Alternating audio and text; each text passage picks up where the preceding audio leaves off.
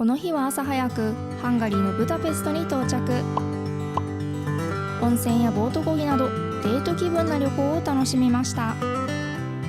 治安もいいのでカップルや夫婦旅行におすすめの海外旅行先ですよ。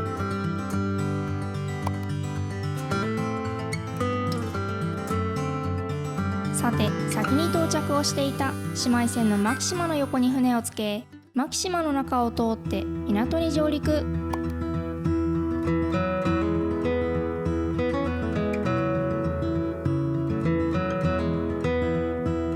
何やら少し急いでいるマーク。ボルトというアプリを使ってタクシーを配車してくれていました。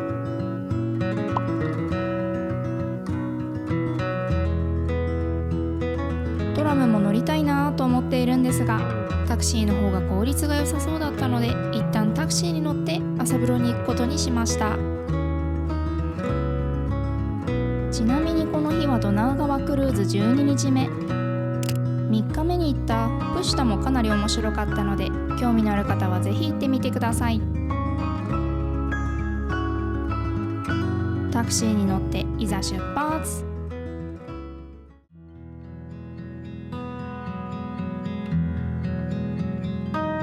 1つ目の目的地、セーチェーニ温泉に到着。私たちは個室が目当てだったのですが、この日は予約なしでチケットを購入することができました。スパへアクセスするためのバンドをもらって部屋へ向かいました。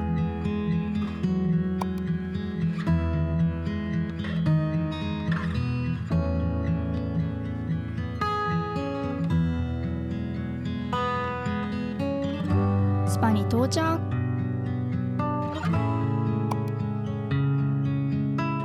ちなみにデラックスルームは1人45,000フォリント。スーペリアルームの内容に加えて自家製のハンドソープと部屋にシャワーがついているんだそうです。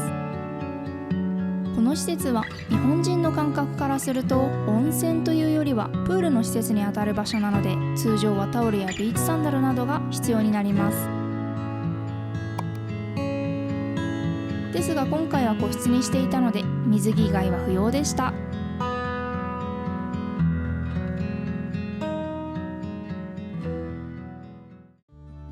セーチェーニ温泉はヨーロッパ最大級のスパ複合施設です。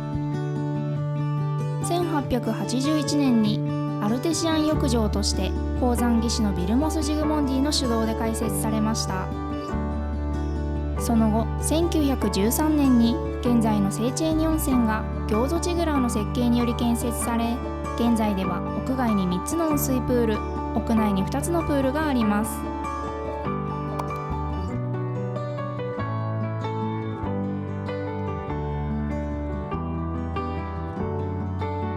マークは水浴びを楽しんでいました。マークの感想では、意外と噴水の勢いは強くないらしく、肩こり改善には物足りないとのこと。でもマークが楽しそうで何よりですね。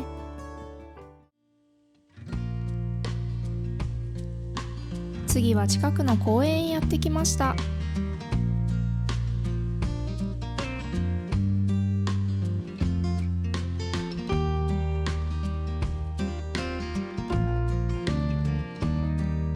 マークの提案で私たちもボート漕ぎをしに行くことにしました。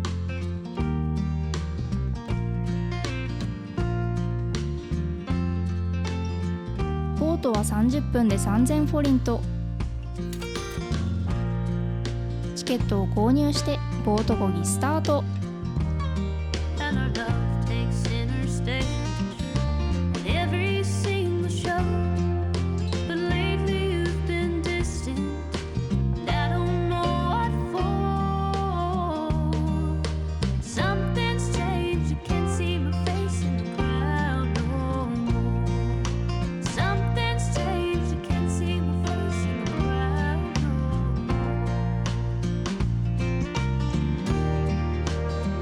ボート漕ぎって結構足の力が必要なんだなぁと思っていたら、まさかのマークは全然漕いでいませんでした。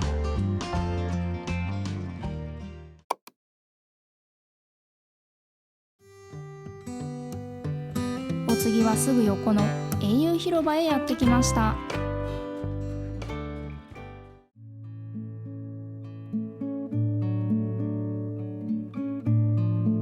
英雄広場にはハンガリーの歴史的な偉人や支配者の像が並んでいます。広場の中央にはミレニアム記念碑と呼ばれる巨大な記念碑があり、国家の成立から1000年を超えるという重要な節目を祝うために建てられました。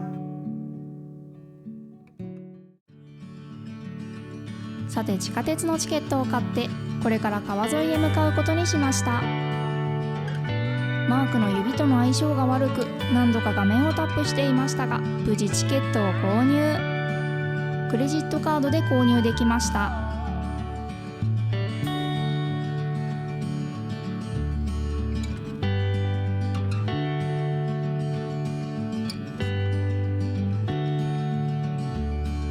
ブダペストは黄色い乗り物が多いですね。タクシーやトラムも黄色です。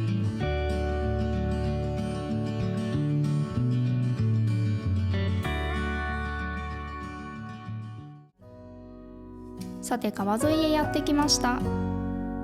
ヨーロッパの夏は日本よりも湿気がなくカラッとしていますが、日差しはかなり強いので夏の旅行にはサングラスが必需品です。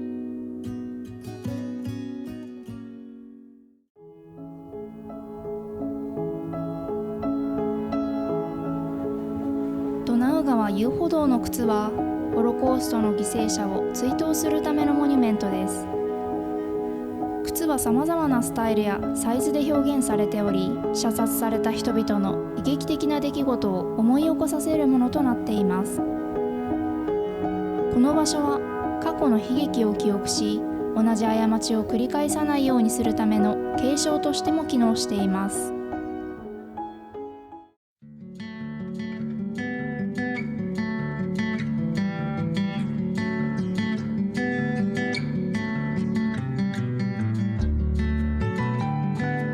トラム乗り場へやってきました。ここからクルーズ船の近くへ一度戻ってブダペスト中央市場へ向かいます。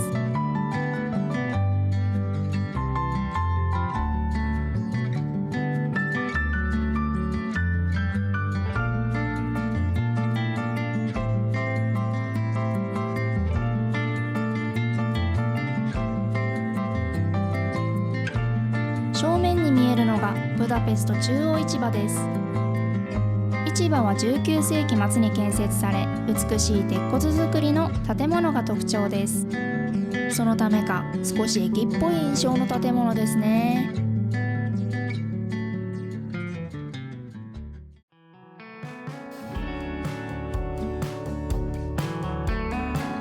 ブダペスト中央市場はブダペスト最大かつ最古の屋内市場です。市場の2階には何百もの店があり、ソーセージからスパイス、お土産まであらゆるものを販売しています。1階は食品コーナー、2階はお土産コーナーです。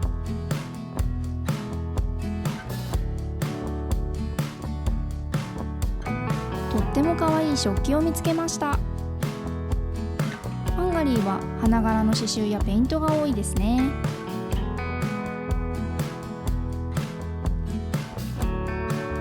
実はマークはこういうところがあまり好きではないので、結局何も買わずに下に戻りました。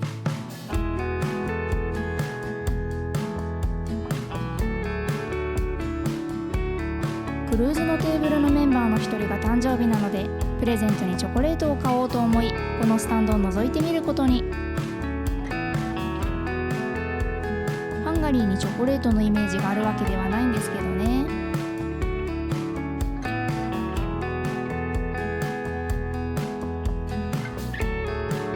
結局いちごが入ったおしゃれなチョコレートとレトロなパッケージが可愛いチョコレートを一つずつ購入しました。この後ディナーの時に渡してとっても喜んでもらいましたよ。ハンガリーの名物といえばパプリカスパイス、とてもたくさんの種類がありました。ここではスパイスを買いませんでしたが、3日目のプシタでは買いましたよ。家でグーラシを作るのに使用したのですが、思っていたよりもかなりスパイシーでした。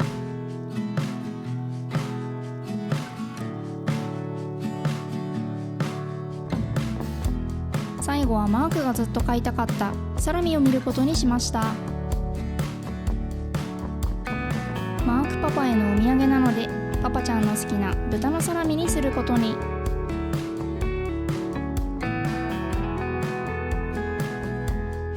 旅行中は持ち運びしやすいものの方がいいので、結局真空パックされたものを購入しました。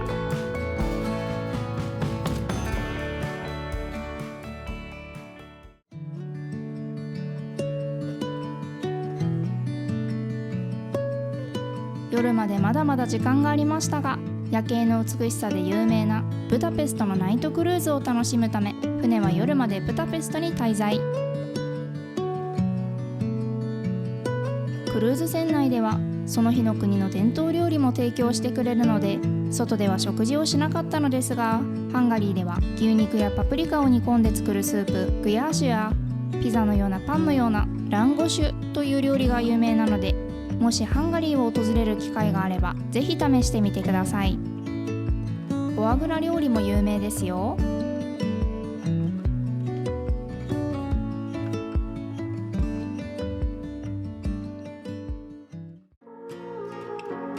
ナイトクルーズが始まりました。私たちはこのままスロバキアのブラチスラバへと向かいます。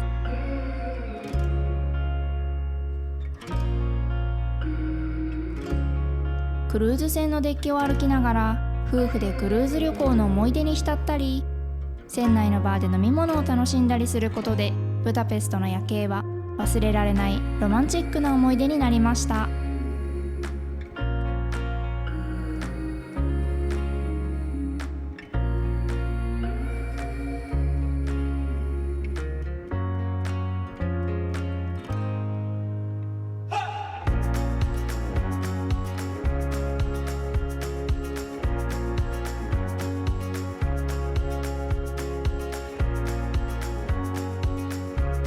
さて、ブダペストの旅はここまで。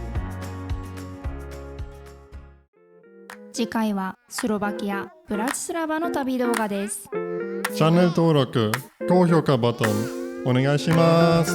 また次の動画でお会いしましょう。チュー